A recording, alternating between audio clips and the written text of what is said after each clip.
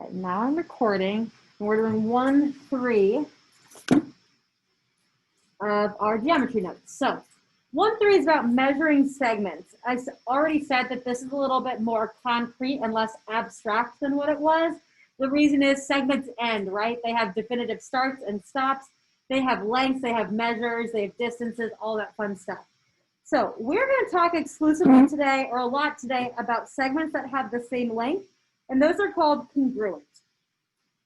Is congruent a word and you guys are familiar with or have heard? Yep.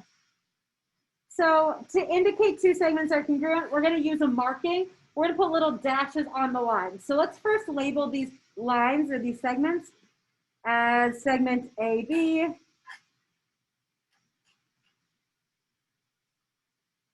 And then this one will be segment XY. Just so if they don't have names, we don't know what we're talking about.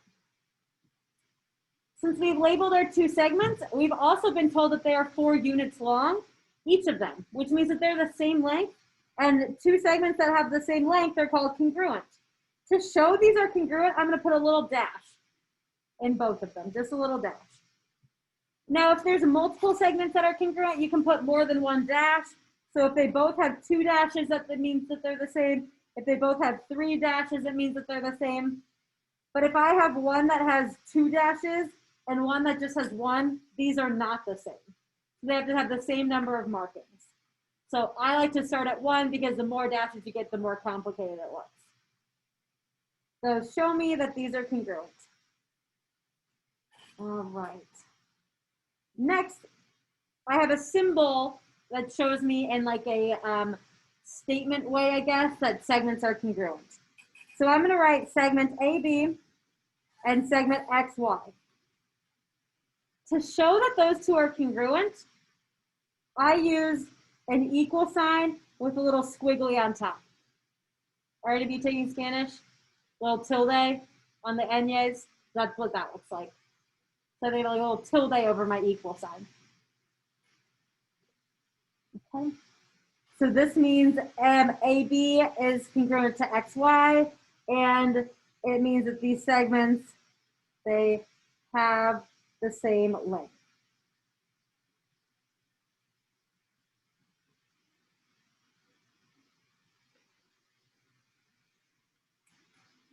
Now, we're talking about objects, we're talking about segments. Segments are congruent. If I was talking about their lengths, which are a number, the numbers can be equal to each other. So I would notate that as this. I'd say AB and XY. Now you see I didn't put any hats on them. AB without a hat, I'm going to make a little note below. AB without a hat is equal to the length of segment AB.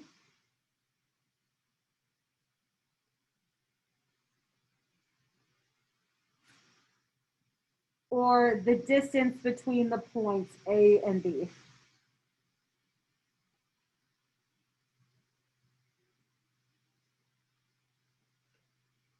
So this is AB without a hat. I don't know how you want to signify that it doesn't have a segment line, it doesn't have a line, it doesn't have a ray, it doesn't have a tent, I don't know, it doesn't have anything over it. When I'm talking about their lengths then, they are equal to each other, and I just use a straight equal sign for that. The reason is that two numbers, let me write it, two numbers can be equal to each other. Two numbers can be equal. Let's think about this in terms of your real life, right? Your age is a number, right? You have friends with the same age as you. They're equal. You're all, how old are we, 16, 15? In there somewhere, 15 or 16? You have friends that have equal age to you. They're the same. You have friends that maybe have the same GPA as you, right? That's a number. Those can be the same.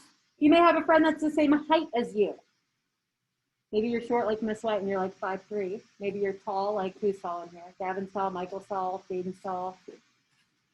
JJ, are you tall? Okay, that's pretty tall. I didn't think you for 6 feet, but one time I thought, okay, you guys all sit down. So when I stand up to teach, I think I'm way taller than you guys are. I told the sophomore like years ago, I was like, there's no way you're taller than me. And he stood up, he was like, I taller. It was so embarrassing. But anyway, so height is a number, so that means it's the same, it's equal to each other.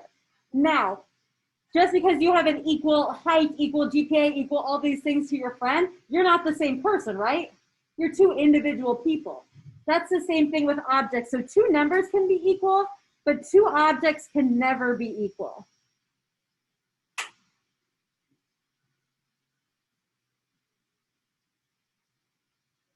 Instead, we use the word congruence.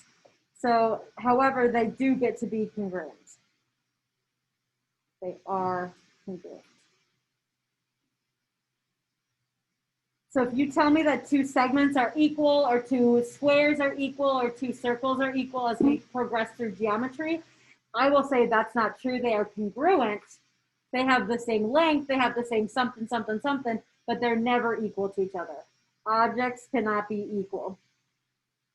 Okay. All right. I think that's all I want to say on that point. We good with that? Objects and numbers are different? Okay.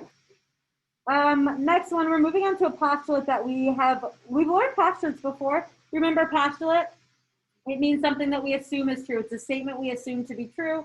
If you didn't remember that, I gave you a little refresher definition right there. This one's called the ruler postulate. It says every point on a line can be paired with a real number. This makes a one-to-one correspondence between the points on the line and the real numbers. The real numbers that correspond to a point is called the coordinate of the point. Okay, that's a whole bunch of nonsense, right? Sometimes we read textbook definitions, we're like, very unhelpful. Basically what this is saying is that any line can be turned into a number line. So any line can have points that correspond with a number. So I can call this 2 and I call that 5. The points on the lines and the real numbers can be placed on the same line. We call them coordinates. It just means the number that goes with that point. And because I can put numbers with points, I can find the distance between these points in one dimension. In Algebra 1, I'm sure we taught you distance formula. In like a week, I'm going to redo distance formula with you. I'll reteach it to you. That uses x and y's. But we're not on a coordinate plane right here. We're just on a number line. So we just have one number that we're dealing with, or two numbers, not x, y, x, y. So if you see right here, I've got A and I have B. So A and B refer to the points. Those are the points that we're talking about. And then little a and little b are like the numbers that they go as. So if I want to find the distance between A and B, I do absolute value of A minus B, and those are the numbers. The length of the segment is the same as the distance between its endpoints. So the distance between points A and B is the absolute value of the difference of their coordinates. Does anyone know why we use absolute value? What does absolute value do? Good, it makes my final number in there positive. If we're talking about distance, would I ever say, oh, my house is negative 10 miles from here? Would I say, oh, I'm gonna go for a negative 3-mile run? What does that even mean, right? What is that? We only talk about distances in terms of positive numbers. So I would say my house is 10 miles from here. I didn't tell you which direction it is, but I told you it's 10 miles from here. So distance is always positive. And so in order to keep it positive, that's why we have our absolute values. So distance is always positive. I might maybe gonna make a note over here about that. Distance is always,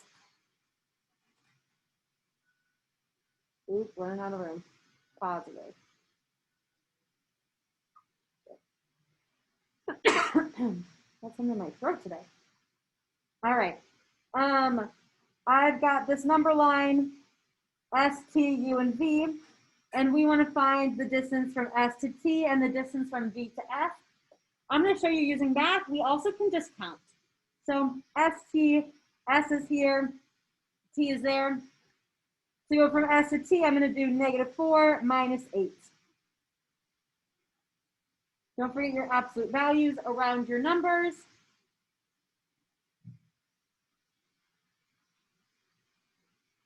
So that becomes negative 12, absolute value of negative 12, and that becomes a positive 12. So my distance from S to T is 12 units. You also can do like little jumps. These are by units of 2 though, so you see how we go negative 4, negative 2, 0. So I'm gonna have to count by 2s. 2, go back. 2, 4, 6, 8, 10, 12. So that's also acceptable. You can do the algebra or you can count if that's a possibility. Then it says find the distance from V to S. It's just a little bit farther. It's negative 4 to 14. So I'm going to do negative 4 minus 14. If you want to count, you can do that. We should get the same answer. If you did S instead of V first, you would have also gotten the same answer. Either way, I could have done negative 4 minus 14, or I could do 14 minus negative 4, and it will still get me to 18. There's no right or wrong way of doing this. All right, questions, concerns? Hanging in there? All right. The next problem is a question. It's leading us up to the next postulate I'm going to teach you. It says, suppose that G lies on segment XY. All right, pause. Let's draw it. Segment XY. G lies somewhere on there. Now, this is just something that I do. When I draw G, I'm not going to put it right in the middle. If I put it right in the middle, then I'm going to think that it belongs right in the middle and that like it's splitting it into 2 equal pieces, and that's not true. So I cheat it one way or the other. I just put it a little bit closer to one of the points just so I don't get too in my head and think that the segment lengths relate to each other. This is not drawn to scale. This is not drawn with anything in mind. I just put some points on a line. Now I'm going to label it. It tells me that GX is 5 and that XY is 12. So GX, oh, my iPad does this X funny. Whenever you're ready, bud. There we go. All right, GX is 5, so I'm going to label this distance right here between G to X is 5.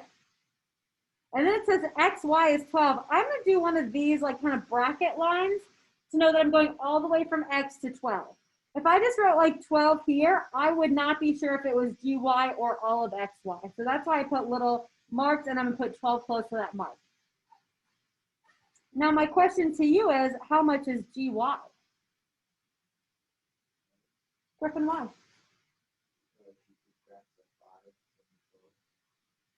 And why do you get to do that? Okay. Okay, good. Does anyone want to add to that? The only thing I'm going to add to that, Griffin, is that we know that the whole length is 5 and the whole length is 12 and part of it's 5. So the rest of it has to complete my 12. It has to add up to be 12. What I should have is 5 plus some number equals 12. And to get that one number, I'm like, okay, what's 12 minus 5? That's 7. So GY equals 7. Actually, don't put the, let me take the hat off to show distance. GY is 7. And that's exactly what segment addition postulate is. So what I'm about to teach you about, it's called segment addition postulate. What kind of objects do you think we're working with? Segments. What do you think we're doing with them? Adding. So sometimes we forget segment addition postulate because there are so many words that will be in our head shortly. Segment addition, adding segments. Segments, adding. It says if points A, B, and C are collinear and B is between A, B, and C. So this only works if one of the points is in between the other 2 points. I know that AB plus BC is equal to AC. That's my segment addition. AB plus BC equals AC. Sometimes what I say is part plus part equals whole. So think about it that way. If I can split it up, part plus part equals the whole.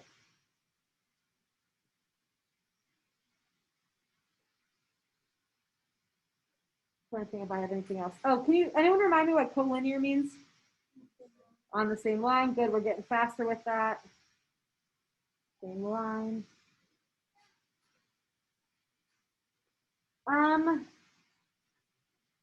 It does not work if they are non-collinear.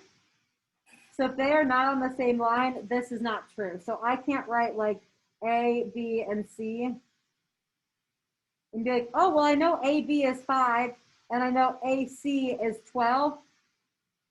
BC must be just the difference between them. No, that's leading us into Pythagorean theorem. Did you guys learn that already? Perfect. We're not there yet. We will get to triangles, but we're not there yet. So that is not this statement. It's not segment addition. That's a different theorem, okay? So remember, they have to be collinear, and B has to be in between A and C. All right, so let's do an example of this. This one says JL is 120. So what is JK and KL?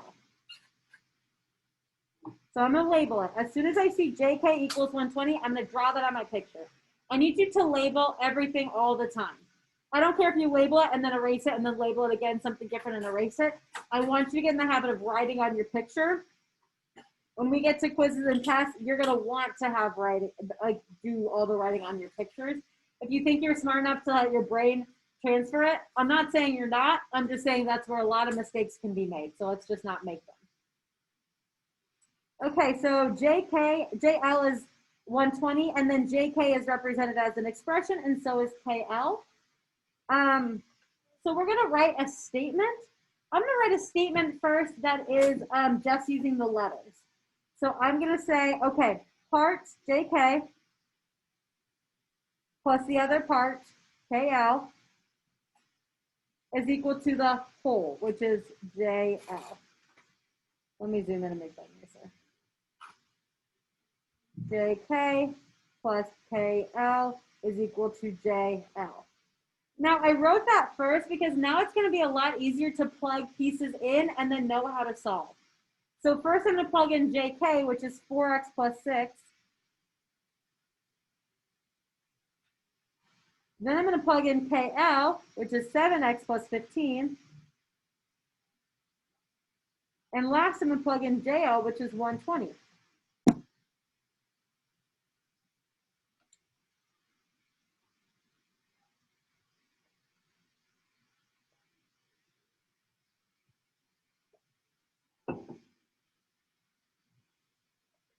Any questions on how I plug that in? Now it's like an algebra 1 equation, right? Combine your variables, combine your constants, solve for x. 4x and 7x is 11x. 6 and 15 is 21. Minus 21 from both sides. Move this over here. 11x equals 99. And then divide by 11, x equals 9.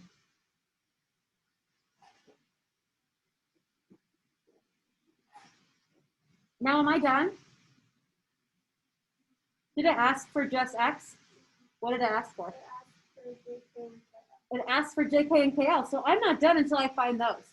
Now you know what to do? You plug in the 9 for each x. Perfect. Plug in the 9 for each x. Plug in x, or plug in 9 for x for both of them, and we'll find out those segment lengths. So I'm going to do 4 times 9 plus 6. And I'm going to do 7 times 9 plus 15. Which gives me 36 plus 6 is 42. And then that gives me 63 plus 15, which is 80, no, 78, right? Yeah, perfect. We'll go up high there. And then if we added those up, would they equal 120? Mm-hmm.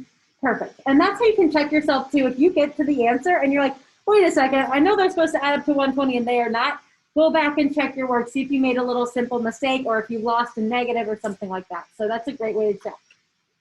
All right, awesome. All right, last concept we're learning about today is the midpoint. The midpoint is exactly what it sounds like. It is the point in the middle.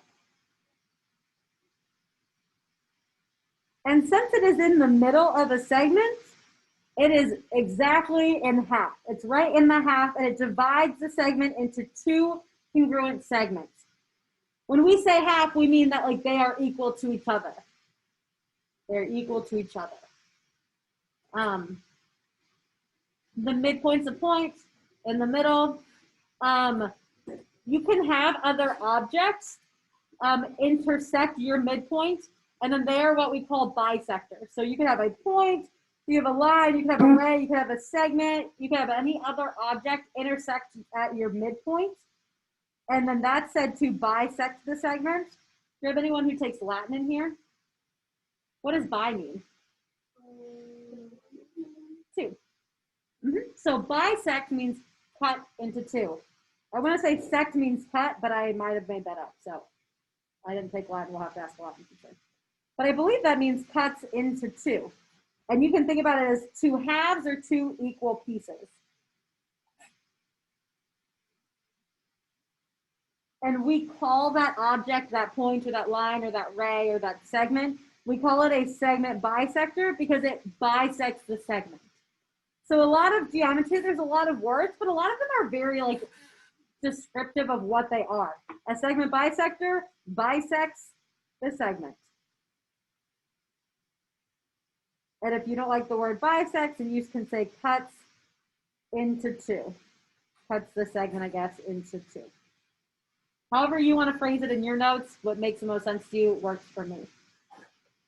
So in this picture, B is the midpoint of AC. B is right in the middle, which means that the distance from A to B is the same as B to C.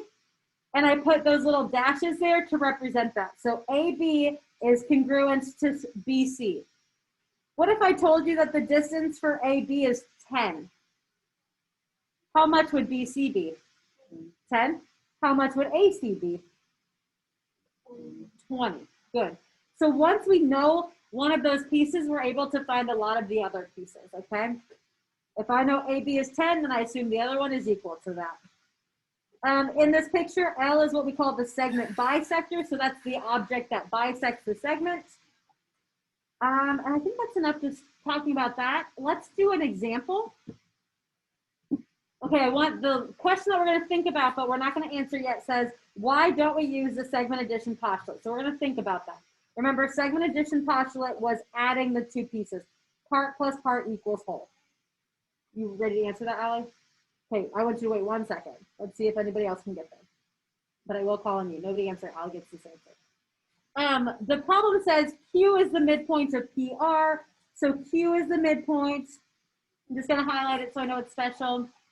PQ is 6x minus 7. QR is 5x plus 1. And it wants us to find all the pieces. If I know P is the midpoint, how do I know, or what do I know about PQ and QR? They're equal. Let's put some congruent marks down.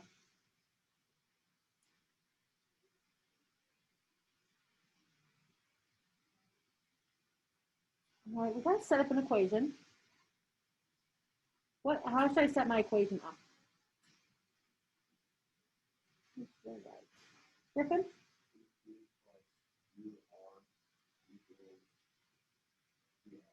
Okay, that works. That's an equation.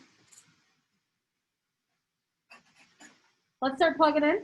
I've got 6x minus 7 plus 5x plus 1 equals, oh shoot, what's PR? What's PR? So this is segment addition postulate. Allie, why are we not supposed to use this one? We don't know the whole. So you're not wrong, Griffin. This is a good equation to use, but we don't know the whole in this case, so I can't use this one. If I tried, sometimes I've tried to be like, oh, well, what if I just add those together? That should equal the whole. Well, then you're going to have all the same variables, and it would end up canceling each other out, and we wouldn't get any answer. Instead, what should I write for my equation? Have them equal each other. So right idea, but doesn't work here. If I say PQ equals QR, which we've already said works, now I'm just going to plug my expression in. 6x minus 7 equals 5x plus 1. This is a super common mistake. I want us to make that today and not next time we take a quiz, right? That's why we're talking about why is it segment addition, why is it not today, so we don't have to make that mistake again. Since I have a midpoint, I'm going to set the segments equal to each other, and then I'm going to solve. minus 5x from both sides, add 7 to both sides. I get x equals 8. Am I done? Nope. What do I do? You should plug in the 8 to X. Perfect. Plug and chug. Start plugging to find P, Q, QR.